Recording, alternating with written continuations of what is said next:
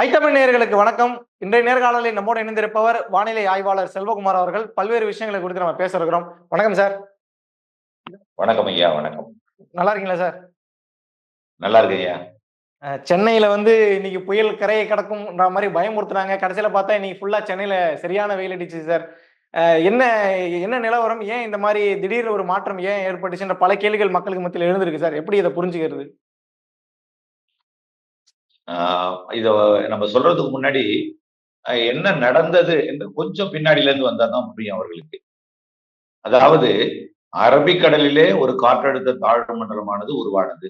அது ஓமன் நோக்கி பயணித்தது. நேற்று ஓமனை கடந்து மஸ்கட்லாம் வெள்ளம். நேற்றைக்கு ஓமன்ல பல்வேறு நகரங்கள்ல சலலாம் அது நிறைவடைந்தது. இது நேற்றைக்கு வங்கக்கடலிலே காற்று சுழற்சி உருவாகி தாழ்வு நிலையாகி பகுதியான பொழுது அது ஓவல் ஷேப்ல ஒரு நீண்ட வடிவிலே ஒரு காற்றழுத்த தாழ்வு பகுதியானது. அப்போ ஒரு அதோட ஒட்டி கொண்டிருந்த ஒரு காற்று சுழற்சியும் தொற்றிக் கொண்டது. ரெண்டு இணைப்பு ஒன்றாக இணைந்திருந்தது. ஒரு காற்றழுத்த தாழ்வு பகுதி, ஒரு காற்று சுழற்சி. காற்று சுழற்சி தமிழ்நாட்டு கரையை ஒட்டி இருந்துச்சு. அதோட இணைந்து காற்றழுத்த தாழ்வு பகுதி நீள்வட்டத்துல அந்தமான் வரைக்கும் இருந்துச்சு. இப்போ இந்த காற்று சுழற்சி நேற்றைக்கு இதுல இருந்து கழண்டு போன பொழுது, அதாவது இது காற்றழுத்த நன்கமைந்த நிலையில வட்ட வடிவத்திற்கு மாறும் பொழுது, நீள்வட்டம் என்பது வட்ட வடிவமாக மாறும் பொழுது இது தொலைவிற்கு போய்விடும். அந்தமானில் இருப்பது நெருங்கி வந்துவிடும். ஆக ஒரு இடத்துல சுமார் ஒரு 450 கிலோமீட்டர் தொலைவில் அது மையம் கொண்டது வட்ட வடிவத்துல. இப்போ இங்கே இருந்த காற்று சுழற்சி என்னதென்றால் தனியாக பிரிந்து புறப்பட்ட பொழுதுதான் சென்னைக்கு நேற்றைக்கு காலையிலிருந்து மழை. நேற்று காலையிலிருந்து 1 மணி நேரத்துல கூட 10 சென்டிமீட்டர் பெய்தது. மொத்தத்துல சோழவரத்துல 302 மில்லிமீட்டர் மழை பொழிந்திருக்கிறது. அதற்கப்புறம் ஆனா அதே மாவட்டத்திலேயே 38 மில்லிமீட்டர் பூண்டில பொழிந்திருக்கு. ஒரு இடத்துல 302, ஒரு இடத்துல 38 மில்லிமீட்டர் பொழிந்திருக்கு. இப்ப இதையும் நம்ம கருத்தில் கொள்ளணும். இந்த காற்று சுழற்சியானது மேற்கு நோக்கி நேற்றைக்கு நகர தொடங்கிய பொழுதுதான் பெங்களூருக்கும் அந்த வெள்ளப்பெருக்கு, பெங்களூர் மாநகரில் கடுமையான வெள்ளப்பெருக்கு. விஐபி இருக்கக்கூடிய இடத்துல எல்லாம் இதுவரைக்கும் அந்த இடத்துல தண்ணி போறல, அந்த இடத்துல தண்ணி புகுந்தது இன்றைக்கு. அது நிகழ்வானது இப்பொழுது அரபிக்கடல் போய் மங்களூரு, உடுப்பி அருகே அரபிக்கடலை நீடித்துக் கொண்டு அது தீவிரமடைந்து ஓமன் நோக்கி பயணிக்க போகிறது. அது தனியா போகுது. வங்கக்கடல்ல இருந்த காற்றழுத்த தாழ்வு பகுதியானது நேற்றைக்கு ஓமன்ல கரை கடந்த புயல் செயலிழந்த காரணத்தினால அந்த காற்றும் இங்கே அப்படியே பிக்கப் ஆகி மண்டலம் ஆனிச்சு. ஆக மண்டலத்துக்கு வர காத்து பாத்தீங்கன்னா நிறைய நீராவி சுமந்த காற்று, நிறைய நீராவி கொட்டியதென்றால் கொட்டி தீர்த்திடும். மயிலாடுதுறையில் 5 தான் நிறைய நீராவி சுமந்த காற்று சுமார் ஒரு 4-5 மணி நேரத்துல 30 சென்டிமீட்டர் பெய்து விட்டது. 4-5 மணி நேரத்துல ஒரு மாலை 6 மணில இருந்து 8 மணிக்குள்ள 30 சென்டிமீட்டர் ஒரு ஆண்டுல பெய்தது.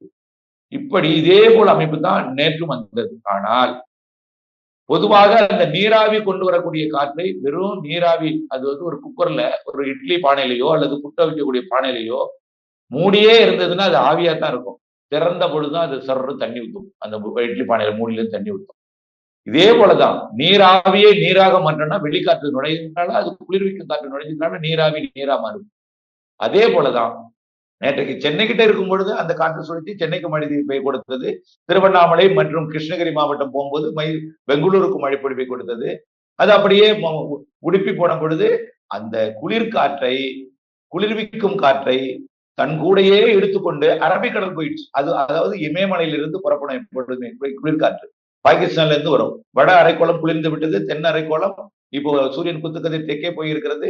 தெற்கே வெப்ப நீராவி கிடைக்கும், வடக்கிருந்து குளிர்காற்று கிடைக்கும். 2 இணைய இடத்துலதான் மழை பொழிவு கொடுக்கும். வெப்பசலன மழைப்பொழிவாக இருந்தாலும் சரி, அது மரங்கள் குளிர்விக்கிறது. மரங்களால் குளிர்வித்து மழை பொழிவை கொடுக்கும். மாலை நேரத்துல கடற்காற்று நுழைந்து குளிர்விக்கும். இப்படி இரு காற்று இணைவு இருக்கிற இடத்துல தான் மழை பெய்யும். நம்ம நேற்றே சொன்னோம், விசாகப்பட்டினத்துல ஒரு நிகழ்வு இருந்துச்சு. ஆனா மழை பொழிவு விசாகப்பட்டினத்துல இல்ல, விஜயவாடாவுக்கும் ஹைதராபாத்துக்கும் கொடுத்தது. விஜயவாடாவுக்கும் விசாகப்பட்டினத்துக்கு எவ்வளவு தூரம்? சுமார் 250-300 கிலோமீட்டர் தொலைவு. எவ்வளவு தூரம் சென்னையில இருந்து விஜயவாடாவோ அதே தூரம் விஜயவாடாவில இருந்து விசாகப்பட்டினம். அதான் அவ்வளவு தொலைவுக்கு ஒரு 250-300 கிலோமீட்டர் தொலைவில் இருந்த நிகழ்வு விஜயவாடாவுக்கு வெள்ளப்பெருக்கி கொடுத்தது. இப்படித்தான் இரு காற்று இணைவு எங்கே இருக்கிறதோ, இரு காற்று இணைந்தால்தான் மேக உற்பத்தி நடக்கும், மழை பொழிவு ஏற்படும். ஆக நேற்றைக்கு இது வலுவான நிகழ்வு தானே, இமயமலை காற்று இதற்கு இழுத்து கொண்டு வரும், தொடர்ந்து இங்கே வந்து கொண்டே இருக்கும் என்றுதான் நம்ம முன்கூடியே வானிலை முன்னறிவிப்பை கொடுத்திருந்தோம். ஆனால் இந்த நிகழ்வு கூடையே அப்படியே பெங்களூருக்கு மழை கொடுக்கும் பொழுது அந்த குளிர்காற்றை தன் கூடையே அதன் சுழற்சியிலே எடுத்துட்டு போய் அங்கே கொட்டியது.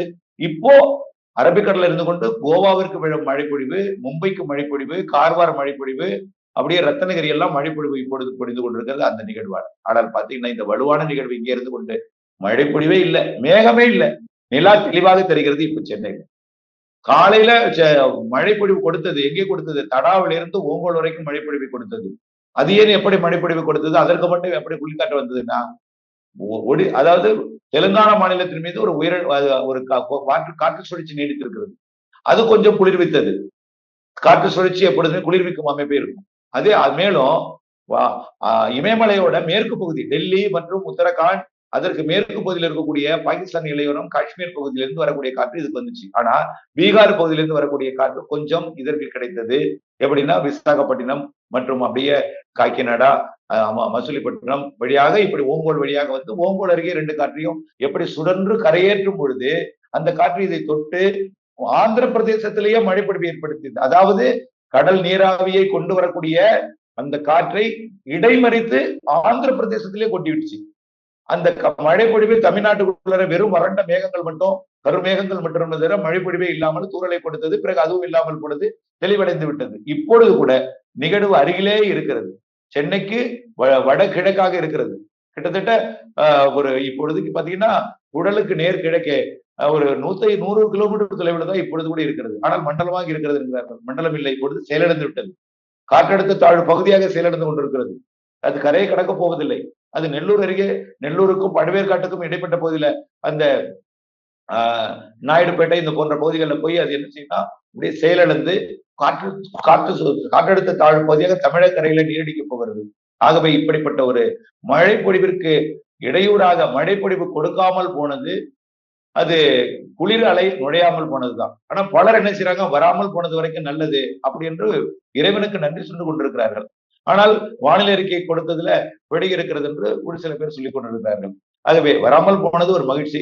இன்னும் ரெட் அலர்ட் தொடர்கிறது, அது மட்டும் கொஞ்சம் அச்சuணர்வை ஏற்படுத்தி கொண்டிருக்கிறது. அதுதான் சார் கேள்வி. எந்த பாதிப்பும் இல்லை. ஏன்னா அவர் என்ன சொல்றாருன்னா, காற்றழுத்த தாழ்வு மண்டலம் வலுவிழக்கலன்னு சொன்னாலும் இப்ப நம்ம எதிர்பார்த்த அளவுக்கு பாதிப்பு வரான்னு சொல்லும் பொழுது எதுக்கு ரெட் அலர்ட் போட்டிருக்கீங்கன்ற ஒரு கேள்வி வரல சார். மக்களை பயன்படுத்துறாங்களான்ற கேள்வி வருது இல்ல? கண்டிப்பாக. அதாவது மொத்தத்துல அதாவது மஞ்சள், ஆரஞ்சு, ரெட். இவர்களுக்கு மஞ்சள்னா என்ன மாதிரியான ஒரு சூழ்நிலை இருந்தா மஞ்சள் கொடுக்கணும்னு ஒரு ப்ரொசீஜர் இருக்கு. அதாவது மஞ்சள்னா அப்டேட்டை பார்த்துட்டே இருக்கணும். அது அரசாங்கத்துக்கு கொடுக்கக்கூடியது, அப்டேட்டை பார்த்து கொண்டே இருக்கணும். ஆரஞ்சுன்னா மழை பெய்வதற்கான வாய்ப்பு இருக்கு, ஆக நீங்க போட்டெல்லாம் தயார் பண்ணிக்கீங்க, மீட்பு பணிக்கு தயாராயிருங்கன்னு அர்த்தம். ரெட்டுன்னா குதித்து விடுங்கள்னு அர்த்தம். அப்படித்தானே அர்த்தம். ஆகவே குதித்து விடுங்கள் இருக்கும் பொழுது மழைப்பொழிவே சாத்தியக்கூறே தெரியல. ஆனா குதித்து விடுங்கள்னு சொல்லும் பொழுது மீட்பு பணியில் ஈடுபடுங்கள், மழைப்பொழிவு பெய்ய இருக்கிறது அப்படின்னு சொல்ற மாதிரிதான் அந்த ரெட்டுக்கு அர்த்தம். ஆனால் அவர்களுடைய வானிலை அந்த ரெட் அலர்ட்டுக்கு வேறு, அதாவது அருகிலேயே வலுவான நிகழ்வு இருந்தால் ரெட் அலர்ட் கொடுக்க வேண்டும் என்ற அவர்களோட விதி இருக்கலாம், அது ஒரு ஜீவோ இருக்கலாம், அவருடைய ஒரு நாம்ஸ் இருக்கலாம். ஆகவே அது அருகிலேயே நிகழ்வு இருக்கிறது, ஆனால் மழை கொடுக்கவில்லை, அவ்வளவுதான். ஆகவே ஏற்கனவே இப்படி பல புயல்கள் வந்து இப்ப மேகமூட்டமே இல்லை, சில புயல் வந்து வெறும் குளிரை மட்டும் கொடுத்துட்டு போயிருக்கு, அப்போ ரெட் அலர்ட் கொடுத்திருந்தாங்க. அதே போல சில புயல்கள்லாம் மாமல்லபுரம் வழியாக கரை கடந்த போது, மரக்காணம் வழியாக கரை கடந்த போதுன்னா சில புயல்கள்லாம் மழையே கொடுக்கவே இல்லை, குளிரை மட்டும் கொடுத்துட்டு போயிடுச்சு. சிலது தூரலாவே போயிடுச்சு. சில புயல் போன இடம் தெரியாமே போயிட்டு, புயல் கரை கடந்ததா தெரியாம கூட போயிடுச்சு, அப்பவும் கொடுத்துருந்தாங்க. நிகழ்வுகள் இருந்தால் ஒரு சிவப்பு ஒரு எச்சரிக்கை கொடுக்க வேண்டும் என்று அவருடைய விதியாக இருக்கலாம், அந்த துறையோட ஒரு நடவடிக்கையோட உட்பட்டதாக இருக்கலாம் என்று நான் எதிர்பார்க்கிறேன். இல்ல சார், மக்கள் ஒரு குழப்பத்திலே இருக்காங்களா சார்? ரெட் அலர்ட் கொடுத்துட்டாங்க, நடக்குமா நடக்காதா, மழை பெய்யுமா பெய்யாதா, புயல் வருமா வராதான்ற ஒரு குழப்பத்திலே இருக்காங்கல்ல, அதுக்கு கொஞ்சம் விடை கொடுத்தா நல்லா இருக்கும்ல? அதாவது கண்டிப்பாக மழை பொழிவிற்கு வாய்ப்பு இல்லை. பெய்தால் அவர்கள் சொன்னதுதான், ஆங்காங்கே ஒரு 10 சென்டிமீட்டர் பெய்யலாம், 15 சென்டிமீட்டர் பெய்யலாம். ரெட் அலர்ட் என்பது எல்லா இடங்களுக்கும் பரவலாக அந்த கனமழை பொழிவு, மிக கனமழை பொழிவு கொடுக்கும் என்பது வாய்ப்பில்லை அப்படின்னு சொல்லிட்டாரு விளக்கம். ரெட் அலர்ட் அப்படி வாய்ப்பும் இல்லை. என்னால ரெட் அலர்ட்டை விலக்கிக் கொள்ள முடியாது, ஆனால் மழை பெய்யாது அப்படி என்றுதான். ஆங்காங்கே மழை பெய்யும், கொஞ்சம் கனமழை பெய்யும் ஆங்காங்கே, அப்படி என்றுதான் அர்த்தம். அப்படிதான் அர்த்தம் ரெட் அலர்ட்டுக்கு, அப்படிதான் அர்த்தம். பொதுவா ரெட் அலர்ட் என்பது அரசுக்கு கொடுக்க வேண்டியது. ஏதோ சமீப காலமாகத்தான் ரெட் அலர்ட்டை எடுத்து மீடியாக்கள் வெளியில போட்டு அரசுக்கு உள்ள அறிக்கைய வெளியே போட்டு ரெட் அலர்ட்டை அவங்களே தேடி சில பேர் கண்டுபிடிச்சு வெளியே போட்டு ஆன்லைன்ல போய் அரசுக்கு கொடுக்க வேண்டிய எச்சரிக்கையை அது ரெட் அலர்ட் கொடுக்கும் பொழுது அது மக்களுக்கு பீதி ஏற்படுது. ஆகவே அது அரசுக்கு மட்டும் ரகசியமாக ரெட் அலர்ட் கொடுத்திருந்தா இது வருங்காலங்கள்ல கூட அரசுக்கு மட்டும் ரெட் அலர்ட் கொடுத்து அரசு நடவடிக்கை எடுத்து கனமழை மிக கனமழை அப்படின்னு மட்டும் ஆங்காங்கே பெய்யும் அப்படின்னு சொல்லிட்டு இருந்தா கூட இப்ப சொல்றது மாதிரி ரெட் அலர்ட்ங்கிற ஒரு ரெண்டு இருக்கிறதுனால தான் அச்சப்படுறாங்க. அதே நேரத்துல கனமழை பெய்யும் ஆங்காங்கே பெய்யும் அப்படின்னு சொல்ல கூட அச்சப்பட மாட்டாங்க. ஆங்காங்கே தானே பாத்துக்கலாம் அப்படின்னு போயிடுவாங்க. அரசுக்கு மட்டும் ஒரு எச்சரிக்கை கொடுத்து தொடர்ந்து எச்சரிக்கையாக இருங்கள் ரெட் அலர்ட் கொடுத்து அவர்கள் மட்டும் சொல்லியிருந்தா இந்த பிரச்சனை வராதுன்னு தான் நான் நினைக்கிறேன். இல்ல நம்ம கடந்த காலத்துல ரெட் அலர்ட் நம்ம எவ்வளவு மோசமான விளைவுலாம் ஏற்படுச்சுன்னு நம்ம கடந்த காலத்துல நம்ம பார்த்திருப்போம். அந்த பயத்தினுடைய வெளிப்பாடாகத்தான் மக்கள் பல்வேறு கேள்வி வைக்கிறாங்க. இன்னைக்கு வந்து ரெட் அலர்ட் ஒரு பக்கம் கொடுக்கப்பட்டாலும் அடுத்தடுத்த சீசன் இப்ப நம்ம ஏன்னா டிசம்பர் வரைக்கும் மழை இருக்குன்னு சொல்றாங்க சார். அதுக்கு அந்த மழை பாதிப்படைய வாய்ப்பு இருக்கா, இல்ல புயல் உருவாக வாய்ப்பு இருக்கான்ற கேள்வியும் வைக்கிறாங்க சார். அதை எப்படி பாக்குறீங்க? அதாவது இப்ப இந்த நிகழ்வு மழை பொழிவை இப்பொழுது கொடுக்காவிட்டாலும் அது கரை கடக்கும் பொழுது செயலிழக்கும் பொழுது கொஞ்சம் மழை பொழிவை கொடுக்கும்.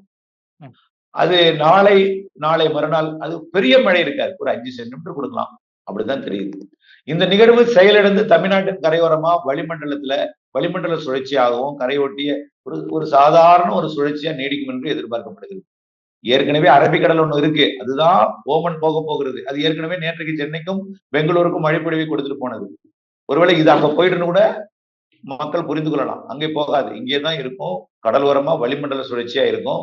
இருந்து கொண்டு இது மழை பொழிவை இங்கே எப்படி கொடுக்கும்னா அரபிக்கடல் நிகழ்வு கிழக்கு காற்று தமிழ்நாடு ஊடாக அரபிக்கடல் நோக்கி இருக்கும் பொழுது இங்கே மழை பொழிவை கொடுக்கும். விட்டு விட்டு மழை பொழிவு, அவ்வப்பொழுது மழைவு, வேகமா ஓடக்கூடிய மேகங்கள் அப்படியே ஷவர் அப்படியே பாசிங் கிளவுட்ஸ் அப்படியே கொடுத்துட்டே போயிட்டு இருக்கும். அப்படிப்பட்ட மழை பொழிவு. அப்புறம் கொஞ்சம் தொலைவில் போயிட்டு போன பிறகு வெப்பசலன மழை பொழிவு போல ஆங்காங்கே இடிமழை பொழிவு கொடுக்கும். ஆங்காங்கே அது கூட நல்ல மழை பொழிவு கொடுக்கும். வரக்கூடிய 22ஆம் தேதிக்குள்ள, நாளைக்கு பிறகு 22ஆம் தேதிக்குள்ள ஆங்காங்கே மழை பொழிவு கொடுக்க போகிறது. அது பரவலா இருக்காது, அது ஒரு வடகிழக்கு பருவமழை மாதிரி இருக்காது. ஒரு வெப்பசலன மழை பொழிவு போல ஒரு இடிமழை பொழிவை கொடுக்க போகுது. கொஞ்ச நாளைக்கே ஒரு ஷவர் கொடுக்கும். மேற்கு தூக்கி காற்று போகும் பொழுது வங்கக்கடல் காற்று போகும்போது மழை பொழிவு கொடுக்கும். இது ஒரு புறம். இது இந்த 22ஆம் தேதி வரைக்கும் இந்த அமைப்பு. அதுக்கு அடுத்து பாத்தீங்கன்னா 23, 24ல ஒரு வங்கக்கடல்ல ஒரு காற்றழுத்த தாழ்வு பகுதி உருவாக போகுது. மண்டலமா மாறி இந்த காற்று சுழற்சி அதை எடுத்துட்டு போயிடும்.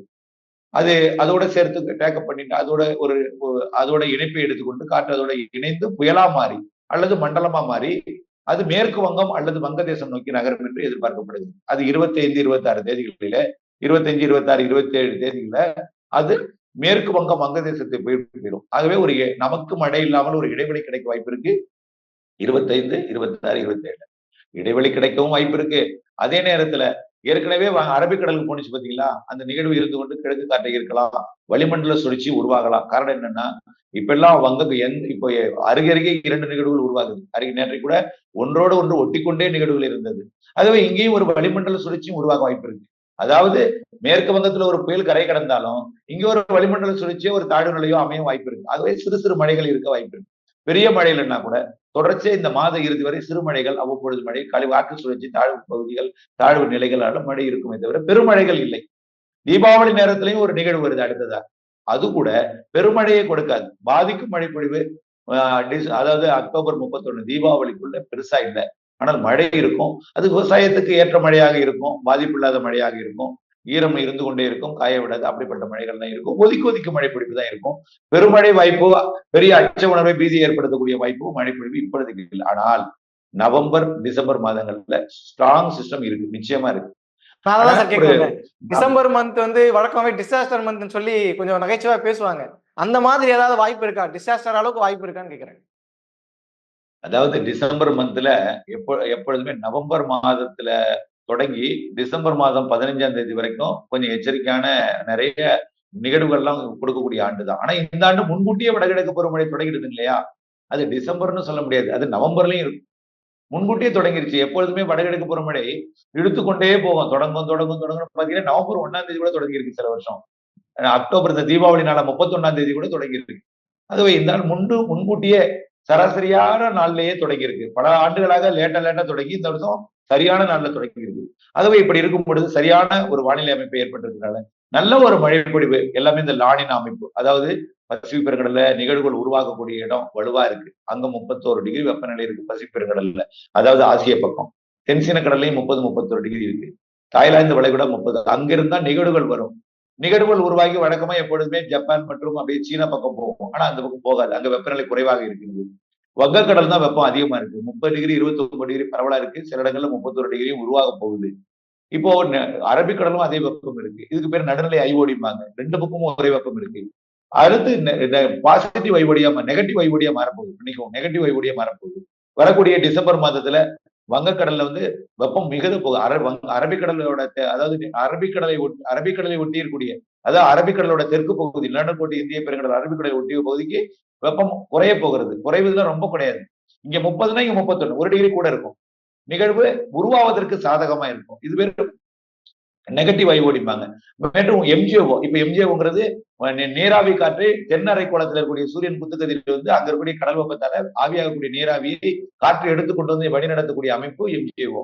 அது நிலநடுக்கோட்டு பகுதியில் நேற்று 2 காற்றழுத்த தாழ்வுகளை வலுவான எம்ஜிஓன்னு அர்த்தம் அது. இப்ப அது அங்கங்க மிக நகர்ந்து கொண்டிருந்தாலும் விட்டு இது நம்மளுடைய இந்திய பெருங்கடல் பகுதியை விட்டு விலகி போக போறது இல்லை.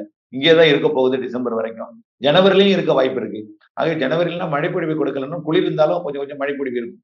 ஆகவே இப்படி நிகழ்வுகளுக்கு வலுவான நிகழ்வை கொடுப்பதற்கு பசிபிக் பெருங்கடலும் தாய்லாந்து வளைகுடாவும் தென்சீன கடலும் சாதகமா இருக்கு உருவாக்குவதற்கு. அதை இங்க வந்து தொடர்ந்து தீவிரம் அடைந்து செயலிழக்காமல் கொடுப்பதற்கும் அதிக நீராவியை கொண்டு வந்து நம்முடைய வங்கக்கடலுக்கு கொண்டு வந்து மழைப்பொழிவை அதிகப்படுத்துவதற்கும் எல்லா கடல் அமைப்பும் வளிமண்டலம் எல்லாம் சாதகமா இருக்கு. ஆகவே இப்பொழுதைக்கு அது உருவாகக்கூடிய நிகழ்வு அது வடக்கு நோக்கி போறதுக்கு காரணம் கல்கட்டாட்ட 31 டிகிரி இருக்கு. அதனால நீரோட்டம் அங்கே வலுவாக இருக்கிறது. கல்கட்டா போறதுக்கு காரணம் அது அங்க 31 டிகிரி. நீங்க வந்து வெதர் சார்ட்ல எடுத்து அது நம்ம கடல் வெப்பத்தை பத்தி 31 டிகிரி கல்கட்டாவில் இருக்கு. இப்போ 30 டிகிரி அப்பவே உருவாயிடுச்சு. ஆகவே இதனால கல்கட்டா நோக்கி போக போகுது அடுத்த நிகழ்வு.